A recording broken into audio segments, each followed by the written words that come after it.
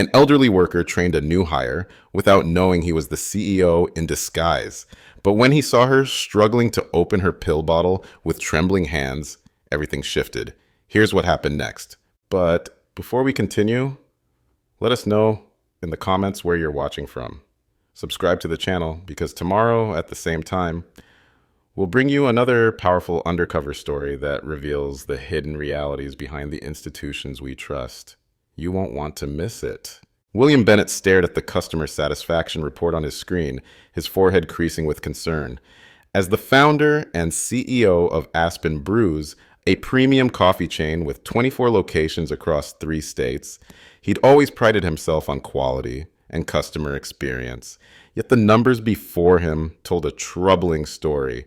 "This can't be right," he muttered, scrolling through page after page of declining metrics. Customer satisfaction had dropped 23% in the last quarter alone. Complaints about slow service, inconsistent quality, and impersonal interactions were piling up. Meanwhile, the financial reports showed profits holding steady, a contradiction that made little sense. William minimized the report as his assistant knocked on his office door. "Mr. Bennett, I thought you should see this." She handed him her phone, opened to a social media post that was quickly going viral. A customer at their flagship downtown location had posted a scathing review, complete with photos of a half-made drink and a caption that read, "What happened to Aspen Brews? Used to be worth the premium price. Now, just another soulless chain, downhill fast." When he'd started Aspen Brews 15 years ago, it wasn't about building an empire. It was about creating spaces where people connected, with exceptional coffee as the catalyst. His first small cafe had been a labor of love, built on his grandmother's belief that a good cup of coffee served with genuine care could change someone's entire day. As the company expanded, William had trusted his management team to maintain those founding principles. The quarterly executive meetings, filled with charts and projections, seemed to indicate everything was on track. But these reports and this viral post told a different story. His intercom buzzed. "The board members are gathered in the conference room, sir." Inside the sleek conference room, 8 executives in crisp suits chatted amicably. CFO Marcus Winters was mid-sentence about his recent golf trip when William entered. "Good morning, everyone," William said, taking a seat at the head of the table. "I'd like to start by discussing our customer experience metrics." Marcus waved dismissively. "Minor fluctuations, nothing to worry about. Our profit margins are holding steady, and that's what matters to our investors." "I disagree," William replied, his voice firmer than usual. Aspen Brews wasn't built on profit margins. It was built on experience and connection. "With all due respect," Regional Director Patricia Miller interjected, "we've modernized operations to maximize efficiency. Change always comes with some customer adjustment period." William pulled up the viral post on the projector. "Does this look like a simple adjustment period to you?" The room fell silent as executives shifted uncomfortably in their seats. "Our reports from store managers indicate only isolated incidents," Operations VP Thomas Clark finally offered. "Nothing systemic." William closed his laptop. "That's the problem. I'm not convinced we're getting accurate information from the ground.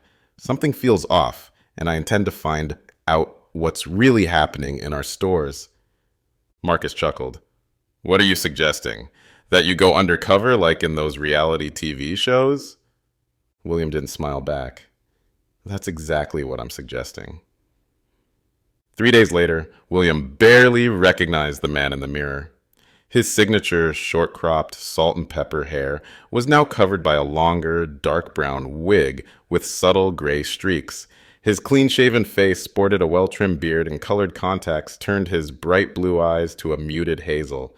The tailored suits were replaced by casual jeans and a simple button-up shirt.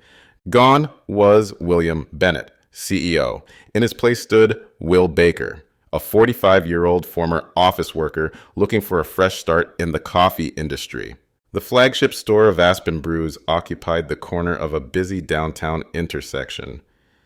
As he approached, he noticed the small signs of neglect: fingerprints smudging the glass doors, a burnt-out bulb in the outdoor signage, promotional material that was several months outdated. None of these issues would appear in corporate reports, but they spoke volumes about declining standards. Inside, the morning rush was in full swing. The line stretched nearly to the door, with customers checking watches and phones impatiently. Behind the counter, 3 baristas scrambled between stations, while a supervisor barked orders. The warmth and orchestrated flow William had once insisted upon had been replaced by chaos and tension. "You must be Will," a voice called out. A man in his 30s with a tight smile and perfectly pressed manager's shirt approached. "I'm Nathan Brooks, store manager. You're late." William glanced at his watch. "I'm actually 5 minutes early for my orientation." Nathan's smile didn't reach his eyes. "At Aspen Brews, early is on time is late. Remember that?" He gestured William to follow him to the back, not waiting to see if he complied. The contrast between the customer-facing area and the back room was striking.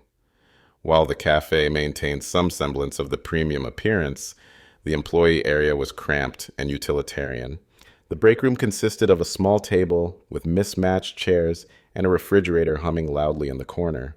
"Your training was supposed to be with Jordan, but he called out again," Nathan said with obvious annoyance. "You'll shadow Margaret instead. She's been here forever, knows the basics, though she's not exactly our speediest team member." The morning rush had momentarily subsided when William approached Station 2. There he found Margaret, a petite woman with silver hair pulled back in a neat bun, carefully wiping down the espresso machine. Despite the chaos around her, she moved with precision and care, her weathered hands treating the equipment with respect. "Excuse me," William said. "I'm Will, the new trainee. Nathan said I should shadow you today." Margaret turned, revealing a face lined with age but brightened by alert, intelligent eyes. She assessed William quickly, then smiled, the first genuine smile he'd seen since entering the store. "Welcome to the madhouse, Will," she said, her voice warm but tired. "I'm Margaret Sullivan. Been with Aspen Brews since they were just a single shop with big dreams." She extended her hand, and William noticed a slight stiffness in her fingers as they shook. "Let's get you started before the next wave hits." Over the next hour, Margaret methodically walked William through the basics of the espresso station. Unlike Nathan's dismissive approach, she took time explaining not just what to do, but why each step mattered. "The founder used to say that every cup tells a story," she explained, demonstrating the proper tamping technique for espresso. "Too many places rush and pack it too tight. Creates bitterness." She winced slightly as she twisted the portafilter into place. "Are you okay?" William asked, noticing her discomfort. Margaret brushed it off with a small laugh. "Just old hands complaining about doing their job. Nothing serious." As they worked, William observed how Margaret interacted with customers. Despite the line and Nathan's occasional glances at his watch, she greeted each person by name if she knew them, or with genuine warmth if she didn't. "Morning, Professor Collins, working on that book still?" she called to an older gentleman who entered. "Every day, Margaret. The usual, please." "Coming right up. Will here is going to make it under my expert supervision."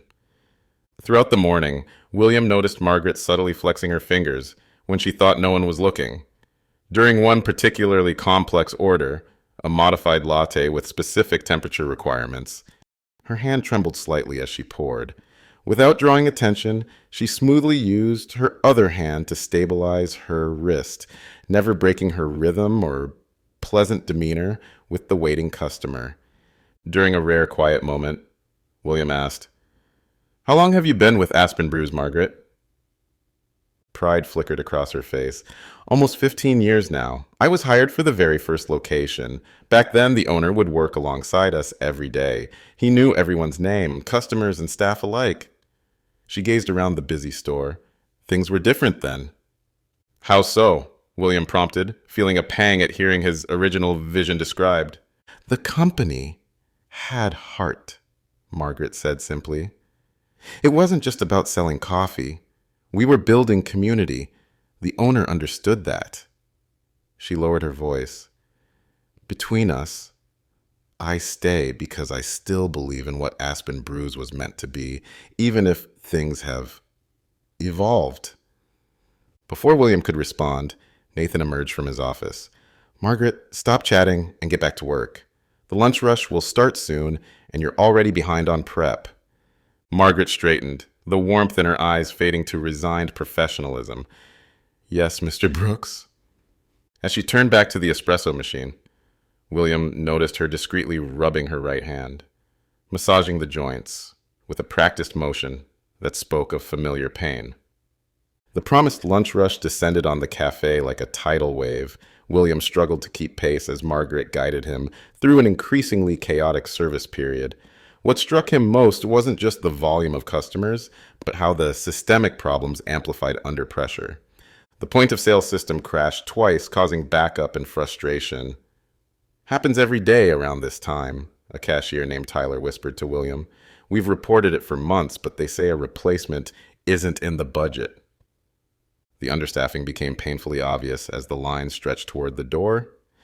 William counted only 4 employees handling what should have been at least a 6-person operation. Margaret moved with increasing urgency between stations, compensating for gaps in coverage while maintaining quality standards that her younger colleagues sometimes sacrificed for speed. As the afternoon wore on, William noticed Margaret's movements becoming more labored. During one particularly hectic moment, she winced while lifting a gallon of milk, nearly dropping it. Without thinking, William stepped in and took it from her. I've got this one, he said quietly. Gratitude flashed in her eyes, followed quickly by something like embarrassment. Thank you, just a little stiff today. Later, William observed Margaret discreetly slipping behind the pastry case. She quickly swallowed 2 pills from a prescription bottle before tucking it back into her pocket. Catching his eye, she gave a small shrug. Arthritis, occupational hazard in this line of work. The cold milk, repetitive motions, they take a toll after 15 years. At 3:30 p.m., when the rush finally subsided, William expected a break. Instead, Nathan emerged from his office where he'd been during the entire rush, clipboard in hand. We're behind on inventory, he announced. Margaret, you'll need to stay until it's done. Margaret's face remained neutral, but William saw her shoulders drop slightly. I'm scheduled until 5, Mr. Brooks. I have to pick up my grandson from school. Nathan's expression hardened. The schedule is a guideline, not a guarantee. You know how this works. Either stay to finish or find another job that can accommodate your personal limitations. The threat hung in the air. Other employees suddenly found reasons to look busy, avoiding the confrontation. I can help with inventory, William offered. 2 people would make it go faster. Nathan assessed William with new interest. Eager to prove yourself? Good. You 2 can handle it then. He turned to leave, then added over his shoulder, and Margaret, we need to discuss your performance metrics. Your drink times are consistently below target. During inventory, William learned more from other staff. A barista named Zoe revealed they hadn't received raises in 2 years despite increasing responsibilities. The break room refrigerator contained multiple brown bag lunches labeled with employee names. Some of us can't afford to eat out, Tyler explained when William asked, but we rarely get actual break time to eat them. 10 minutes if we're lucky, usually while standing. Most disturbing was what he learned about Margaret. As they counted coffee beans and syrups, William casually asked about benefits. Medical used to be good, Margaret explained. Then they switched to a more competitive plan a few years ago. She made air quotes around the corporate phrase. Deductible tripled, coverage for specialists like my rheumatologist got cut. Now I choose between paying for treatment or paying my rent. That's terrible, William said, genuinely shocked. He'd never approved such drastic benefit reductions. It's the reality of retail these days, Margaret replied matter-of-factly. I'm luckier than most. At least I get scheduled for just enough hours to maintain partial benefits, though they're careful to keep me under the full-time threshold. By closing time, the inventory was finally complete. Margaret checked her watch and sighed. Too late to get Tommy now. My daughter will be furious. I'm sorry, William said, helping her put away the last of the supplies. Not your fault, Margaret replied, flexing her swollen fingers. Just another day at the new and improved Aspen Brews. The next morning, William arrived early, hoping to speak with Margaret before the rush began. He found her at a corner table, nursing a cup of tea and marking up what appeared to be bills with a calculator beside her. "Mind if I join you?" he asked. Margaret quickly gathered her papers. "Just trying to make numbers behave," she said with a forced smile. "Sit, please. You're early." As they talked, Margaret revealed more about her life. A son with developmental disabilities, a grandson she helped care for, and the increasingly difficult juggling act between her health needs and work demands. "I stay because I need the income, partial as it is," she explained, "and because I still believe in what this place was meant to be." The founder, William Bennett, had this vision of creating spaces where coffee was just the excuse for human connection. I believed in that, still do, somewhere deep down. William felt his throat tighten as she described his original vision with more clarity than he'd articulated it himself in years. The afternoon brought another overwhelming rush. A nearby office building had just finished a major meeting, sending dozens of caffeine-deprived professionals streaming through the doors simultaneously. William had been assigned to the register while Margaret handled drink preparation alongside a younger barista named Luke. From the espresso station came a sudden grinding noise, followed by a hiss of steam and Margaret's muffled exclamation. The main espresso machine had seized up mid-brew, hot water backing up dangerously. "Not again," Luke groaned, quickly shutting off the power. Margaret was already moving to the backup machine, a clearly older model that William recognized as equipment that should have been replaced years ago. The backup machine required more manual force to operate, the portafilter requiring significant strength to lock into place. William watched as Margaret struggled with it, her hands clearly causing her pain as she forced the mechanism to engage. 20 minutes into the rush, a customer at the front of the line, an important-looking woman in a tailored suit, checked her watch dramatically. "This is ridiculous. I've been waiting 10 minutes already." "We're working as fast as we can, ma'am," Tyler assured her. "Not fast enough," she snapped. "I need to speak to a manager." Nathan stepped forward immediately, all customer service smiles. What followed was a public dressing down of the entire team as Nathan apologized profusely, blaming new staff and training issues for the delays. William felt his chest tighten as Nathan pointedly looked at Margaret during his apology about slower team members. As the rush finally subsided an hour later, William noticed Margaret discreetly slip into the back room. Concerned, he followed after a moment, finding her in the small break area alone. She stood with her back to the door, unaware of his presence. Her hands were submerged in a small bowl of ice water, and her shoulders shook slightly. As William watched, she withdrew her red, swollen hands and attempted to flex them, a nearly silent gasp escaping her lips. "These damn hands," she whispered to herself, trying again to bend her fingers, each movement clearly causing significant pain. She reached for her bag with difficulty, retrieving her prescription bottle. When she attempted to open it, her fingers refused to cooperate, too swollen and stiff to manage the child-proof cap. After several attempts, she pressed the bottle against the edge of the table, trying to leverage it open that way. William couldn't stay silent any longer. "Let me help you," he said gently, stepping forward. Margaret startled, nearly dropping the bottle. "Will, I was just—" She stopped, embarrassment crossing her face as she realized she'd been caught in a moment of vulnerability. "Please," he said, extending his hand for the medication. After a moment's hesitation, Margaret surrendered the bottle. William opened it and carefully shook out a pill into her palm. "Thank you," she said quietly, swallowing it dry. "I don't usually... It's not normally this bad." "You should be resting, not working an espresso machine," William said, his CEO persona slipping as genuine concern took over. Before Margaret could respond, Nathan appeared in the doorway. "Break's over! We have customers waiting!" Margaret straightened immediately, professional mask sliding back into place. "Of course, Mr. Brooks. I'll be right there." Nathan's eyes narrowed as he took in the ice bowl and medication bottle. "If you can't handle the basic requirements of the job, Margaret, there are plenty of people who can." It was the casual cruelty in his tone that finally broke William's restraint. "Actually," he said firmly, "we need to talk, now, in your office." Nathan turned back slowly, surprise quickly morphing into irritation. Excuse me. Your office, William repeated, his voice leaving no room for argument. Just the two of us. In the small office, Nathan settled behind his desk, the physical barrier reinforcing his perceived authority. Let me guess, you're not happy with how I'm running things? Well, get in line. Everyone's a critic until they have to manage the bottom line. William remained standing. Let's talk about Margaret. Nathan rolled his eyes. What about her? She's been here forever, won't retire, can barely keep up. Frankly, she should have been let go years ago, but firing older workers is a legal headache.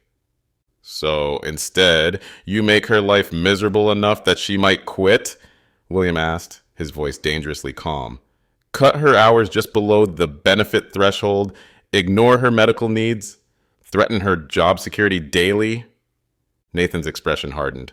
Look, I don't know what sob story she's been feeding you, but this is business. Corporate demands efficiency. I deliver it. End of story. And does corporate specifically instruct you to violate labor laws, to create a hostile work environment, to ignore safety issues like broken equipment? Nathan stood, anger flashing in his eyes. Who the hell do you think you are? Some kind of undercover inspector? Corporate plant? William sighed, the moment of revelation finally at hand. Actually, Nathan, I'm William Bennett. Nathan froze, his face blank with incomprehension. What? William Bennett, he repeated, reaching into his pocket and extracting his company ID and CEO card. Founder and Chief Executive Officer of Aspen Brews. The color drained from Nathan's face as he stared at the identification. His mouth opened and closed several times before he managed, This is some kind of joke. It's not, William said, removing the colored contacts that had disguised his distinctive blue eyes. I've been working alongside your team for 2 days, experiencing firsthand what's happening in my company. Nathan sank back into his chair, shock giving way to visible panic. Mr. Bennett, I can explain. William raised his hand. Save it. I've seen and heard enough. The reports that reach my desk paint a very different picture from the reality I've witnessed here. I've been following the directives from regional. Cut labor costs, improve efficiency metrics. That's what they demanded. At the expense of our founding principles, by mistreating loyal employees, by cutting corners on equipment maintenance that affects product quality. William's voice rose slightly before he controlled it again. Show me where I ever approved making employees work through medical conditions without accommodation. Your employment with Aspen Brews is terminated, effective immediately. Nathan's face contorted.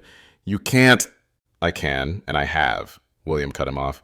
Hand over your keys and company property. For a moment, Nathan looked like he might argue further, but reality seemed to sink in. Silently, he removed his store keys and manager badge, placing them on the desk. When Nathan had left, William took a moment to compose himself. The confrontation had been necessary, but brought him no pleasure.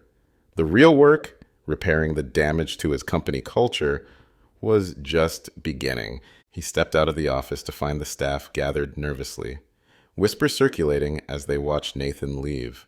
Margaret stood at the center, concern etched across her face. Will, what happened? What did you do? William smiled, removing the wig that had been part of his disguise.